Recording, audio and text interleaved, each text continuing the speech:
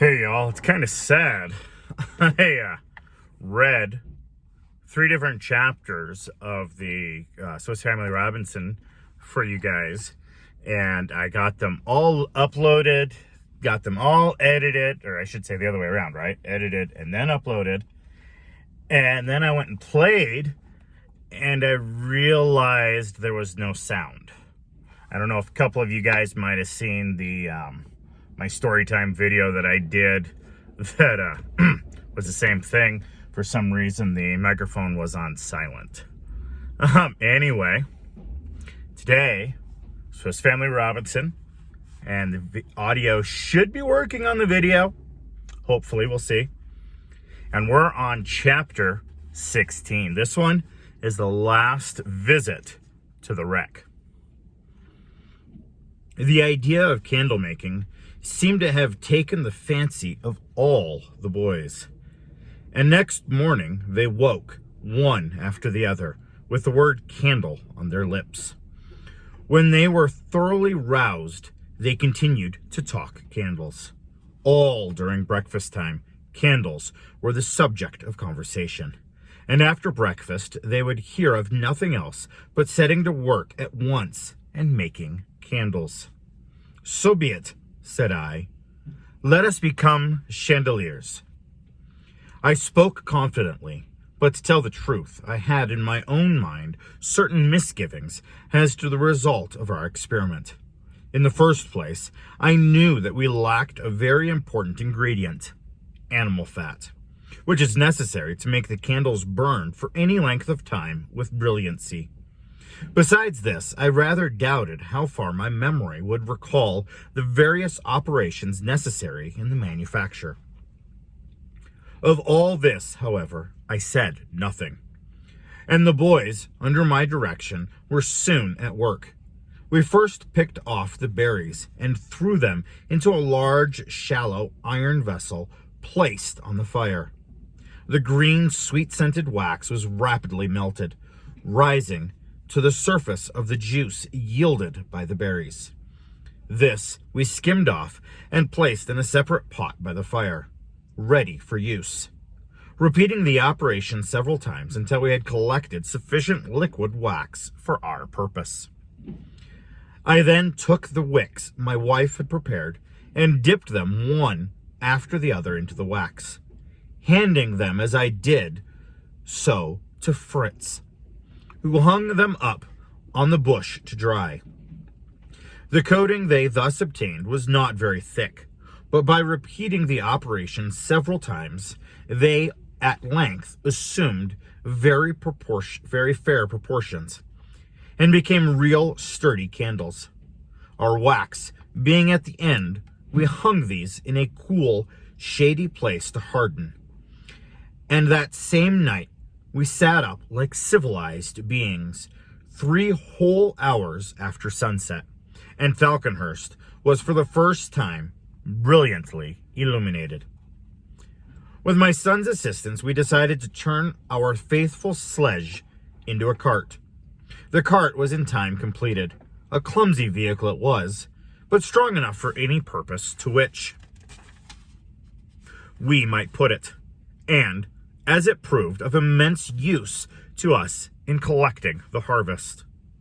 We then turned our attention to our fruit trees, which we had planted in a plot ready for transplanting.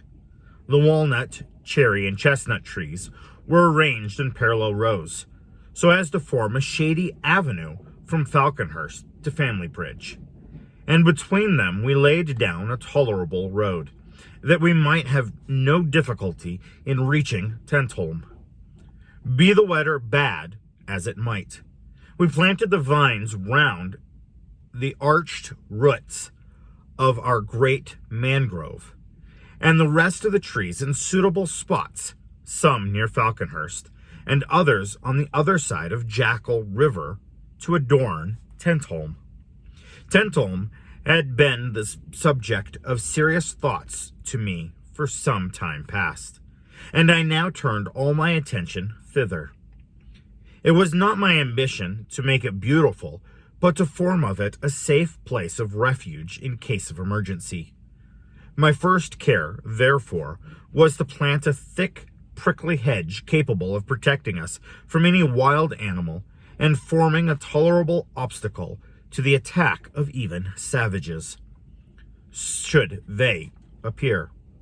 Not satisfied with this, however, we fortified the bridge, and on a couple of hillocks mounted 2 guns, which we brought from the wreck, and with whose angry mouths we might bark defiance at an enemy, man or beast. 6 weeks slipped away while we were thus busily occupied. 6 weeks of hard, yet pleasant labor. I soon saw that this hard work was developing in the boys remarkable strength, and this I encouraged by making them practice running, leaping, climbing, and swimming. I also saw, however, that it was having a less satisfactory effect on their clothes, which, though a short time before remarkably neat, were now, in spite of the busy mother's mending and patching, most untidy and disreputable. You've got mail. I determined, therefore, to pay another visit to the wreck, to replenish our wardrobe, and to see how much longer the vessel was likely to hold together. 3 of the boys and I went off in the pinnace. The old ship seemed in much the same condition as when we had left her. A few more planks had gone, but that was all. "Come, boys," cried I, "not an article of the slightest value must be left on board. Rummage her out to the very bottom of her hold." They took me at my word. Sailors' chests, bales of cloth and linen, a couple of small guns, ball and shot, tables, benches, window shutters, bolts and locks, barrels of pitch, all were soon in a heap on the deck. We loaded the pinnace and went ashore.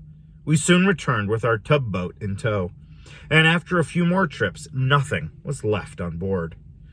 "One more trip," said I to the wife, before we started again, "and there will be the end of the brave ship which carried us from Switzerland.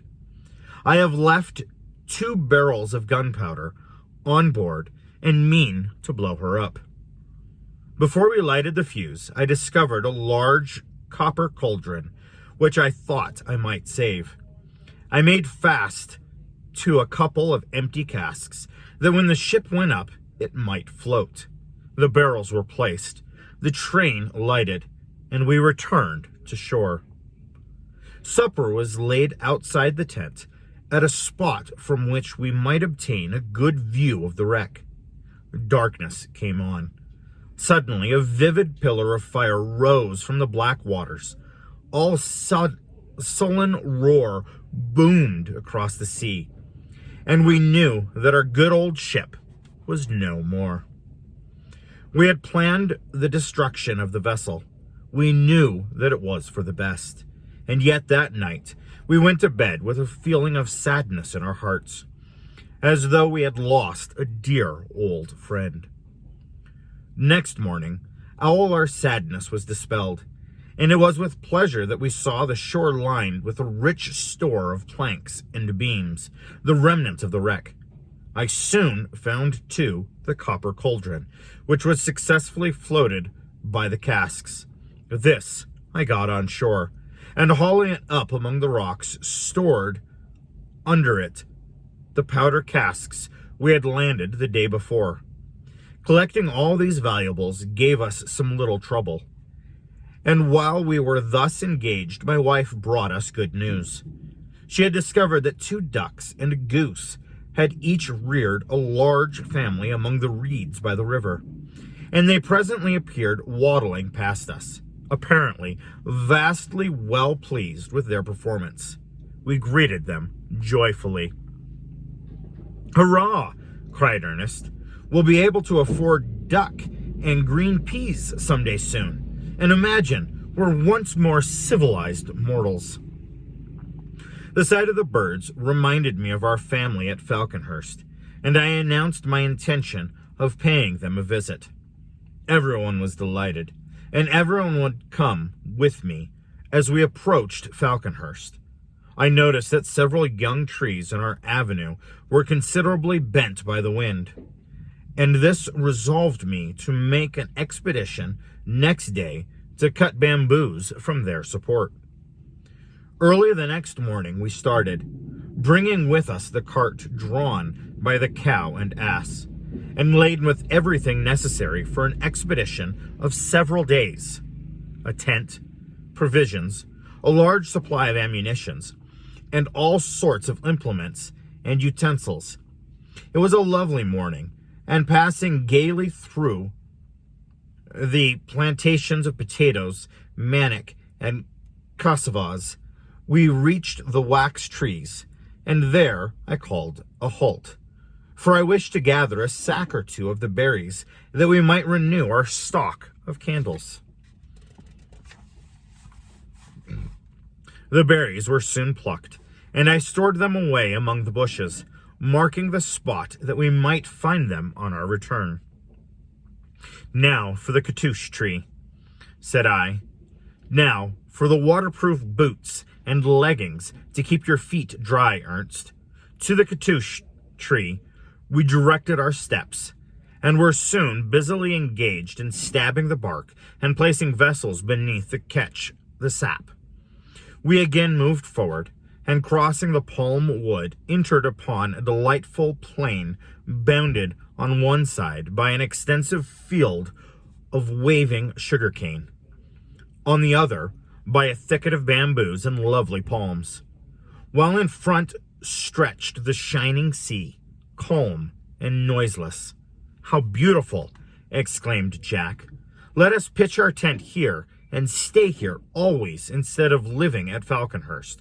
It would be jolly." "Very likely," replied I, "and so would be the attacks of wild beasts.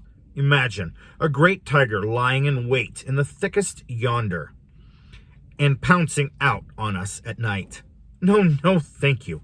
I must prefer our nest in the tree, our impregnable position at Tentholm. We must make this our headquarters, for the present, however. For though perhaps dangerous, it is the most convenient spot we shall find. Call a halt and pitch the tent." Our beasts were quickly unyoked, the tent arranged, a large fire lit, supper started, and we dispersed in various directions, some to cut bamboos, and some to collect sugarcane. We then returned, and as supper was still not ready and the boys were hungry, they decided to obtain some coconuts. This time, however, no assistance was to be had from either monkeys or land crabs, and they gazed up with longing eyes at the fruit above them. "We can climb," said Fritz. "Up with you, boys."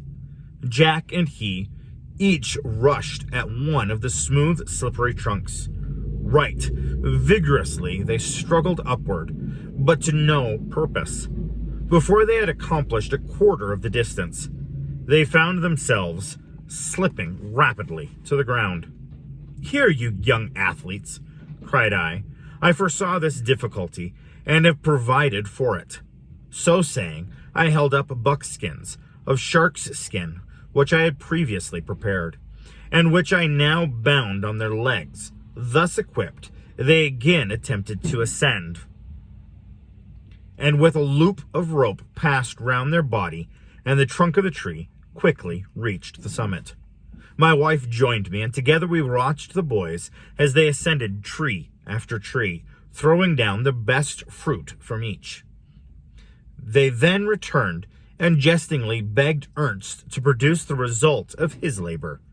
The professor had been lying on the grass gazing at the palms, but on this sarcastic remark he sprang to his feet. "Willingly," he exclaimed, and seizing a pair of the buckskins, he quickly donned them. "Give me a coconut shell," said he. I gave him one, and he put it in his pocket.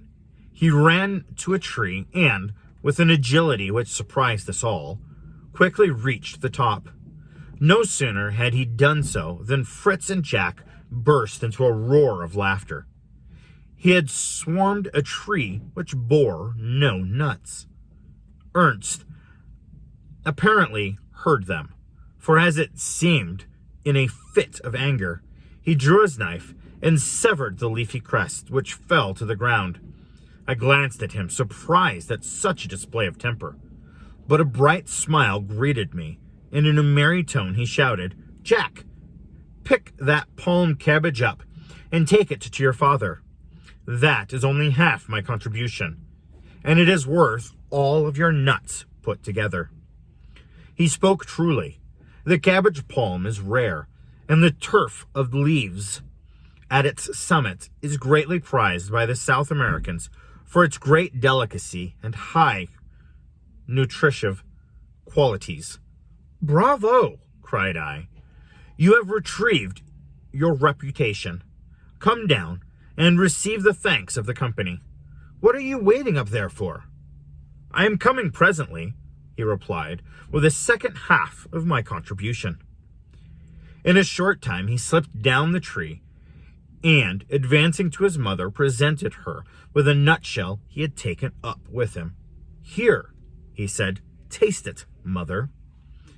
The shell was filled with a clear, rosy liquor, bright and sparkling. My wife tasted it. "Excellent, excellent," she exclaimed. "Your very good health, my dear boy." We drank the rosy wine in turn, and Ernst received hearty thanks from all. So, the ship that was on the rocks is no more. They did collect all the wood that came when they exploded it, and they do have now a big bronze cask that they can boil things in, or, as it's being used right now, protect the gunpowder from. The elements and such. So it sounds like they're kind of, getting things going. They've got their plantations of food going. They've got rows of trees that bear fruit and such growing. They've got a couple of areas that they have set up, tent home, Jasper River, the Cartouche Tree, Falconhurst, You've got mail. and things like that. So they're kind of getting everything together. So what do you guys think of it so far? Hopefully you've been able to kind of stay with me, and you all have a wonderful, wonderful, and blessed day.